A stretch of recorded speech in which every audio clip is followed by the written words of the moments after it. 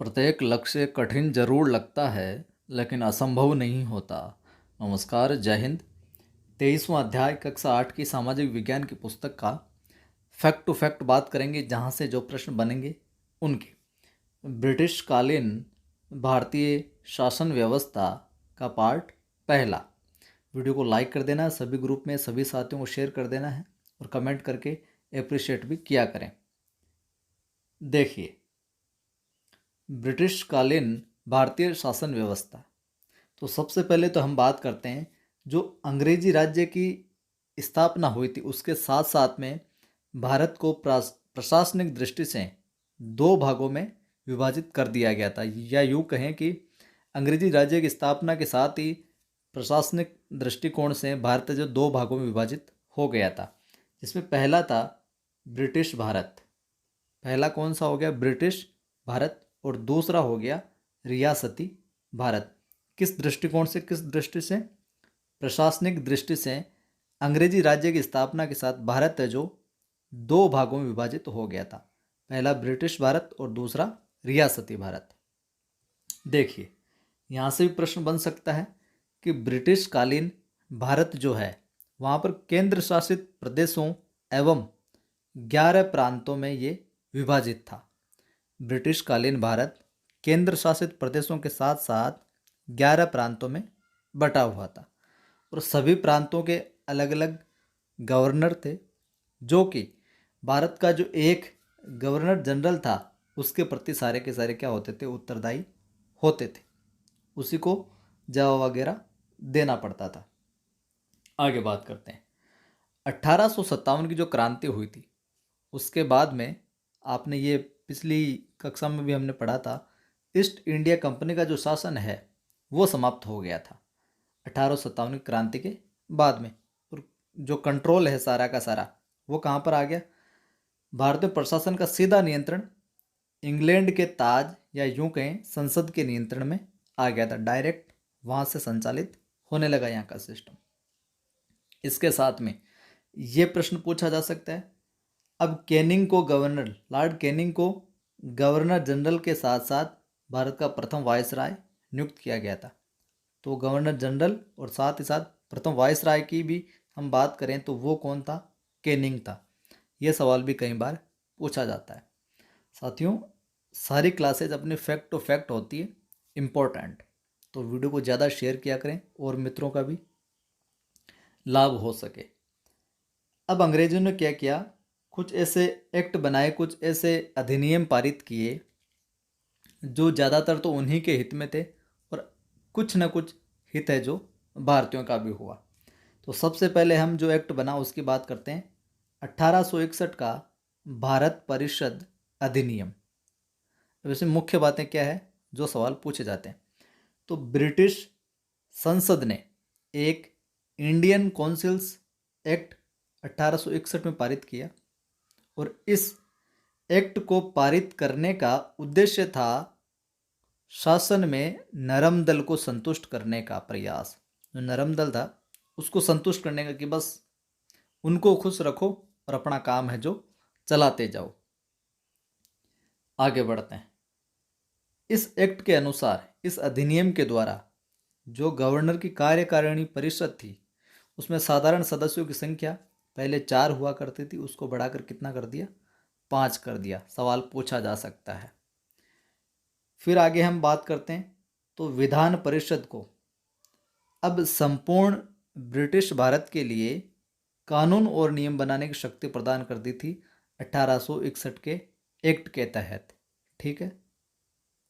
अगला फैक्ट ये था, बड़ी चालाकी से यहाँ पर काम लिया अंग्रेजों ने, कि गवर्नर को किसी प्रांतीय सरकार द्वारा अलग अलग प्रशासनिक दृष्टि से, कि मैंने कहा दो भागों में विभाजित था सिस्टम, तो गवर्नर को किसी प्रांतीय सरकार द्वारा अगर कोई नियम बना दिया गया है तो उसको संशोधन करने, उसमें रद्द करने का अधिकार मिल गया।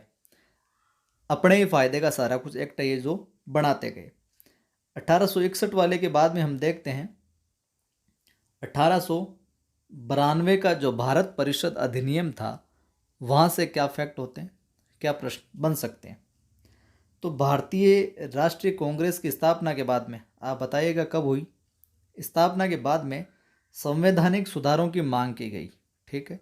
और जिसके फलस्वरूप क्या किया, ब्रिटिश संसद ने 1892 का भारत परिषद अधिनियम पारित किया। संवैधानिक सुधारों की मांग की गई राष्ट्रीय कांग्रेस की स्थापना के बाद में, जिसके परिणाम स्वरूप ब्रिटिश संसद ने क्या किया, 1892 का भारत परिषद अधिनियम है जो पारित कर दिया। इत्मीनान से सुनिए, सारे फैक्ट खोपड़े में चले जाएंगे। और इस अधिनियम का सबसे महत्वपूर्ण प्रावधान क्या था? चुनाव पद्धति की शुरुआत करना। क्या था? चुनाव पद्धति की शुरुआत करना, ध्यान में रखना। आगे बढ़ते हैं 1892 के बाद में 1909 का भारत परिषद अधिनियम। कई बार है जो ये मिलान करने वालों में पूछा जाता है, कोर्ट वालों में। 1909 का भारत परिषद अधिनियम, ये भारत के संवैधानिक विकास में, डेवलपमेंट में, उस डायरेक्शन में एक अगला कदम था। अब देखिए यहाँ से प्रश्न है जो बनने प्रारंभ हो रहे हैं। इसके जन्मदाता 1909 का जो भारत परिषद अधिनियम था, इसके जन्मदाता कौन थे? भारत सचिव मार्ले तथा गवर्नर जनरल लॉर्ड मिंटो, यानी कि मार्ले और मिंटो। मार्ले जो था वो उस समय भारत का सचिव था। तो जन्मदाता ये हो गए। और इस अधिनियम को मार्ले मिंटो सुधार के नाम से भी जाना जाता है। मार्ले मिंटो सुधार अधिनियम के नाम से किसको जाना जाता है? 1909 का जो भारत परिषद अधिनियम है उसी को मार्ले मिंटो सुधार के नाम से जाना जाता है।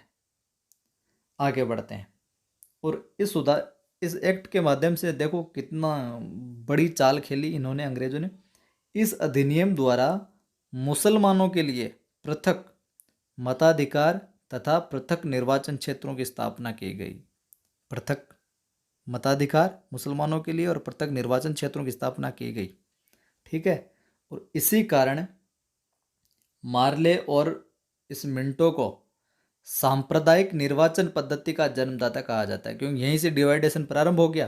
तो सांप्रदायिक निर्वाचन पद्धति का जन्मदाता मार्ले और मिंटो को कहा जाता है।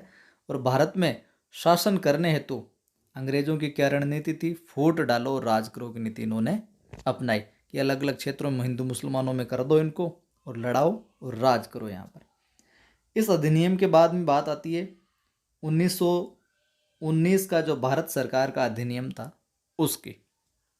यहाँ से सवाल बहुत बार पूछा जाता है, इस अधिनियम द्वारा प्रांतों में लागू की गई शासन व्यवस्था कौन सी थी? द्वैध शासन या दोहरा शासन व्यवस्था। कई बार आता है ना कि द्वैध शासन व्यवस्था किस अधिनियम के अंतर्गत लागू की गई, तो वो 1919 भारत सरकार अधिनियम के अंतर्गत।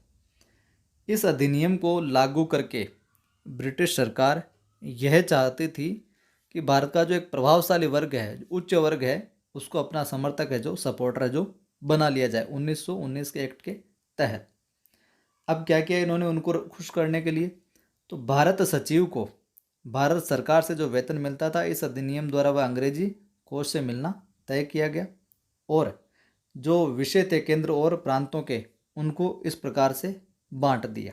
देखिए, केंद्रीय सूची के विषय में हम बात करें सेंट्रल के, तो इन्होंने विदेशी मामले, रक्षा, डाक, तार, सार्वजनिक ऋण या आदि की आदि केंद्रीय सूची के विषय रखे गए।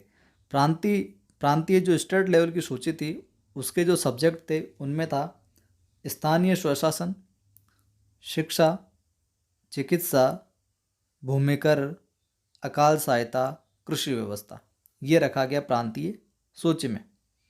और इस अधिनियम को, यह भी आप जरूर में ध्यान में रखना, 1919 का जो भारत सरकार अधिनियम है इसको कहा जाता है मॉन्टेग्यू चेम्सफोर्ड सुधार, इस नाम से भी इसको जाना जाता है।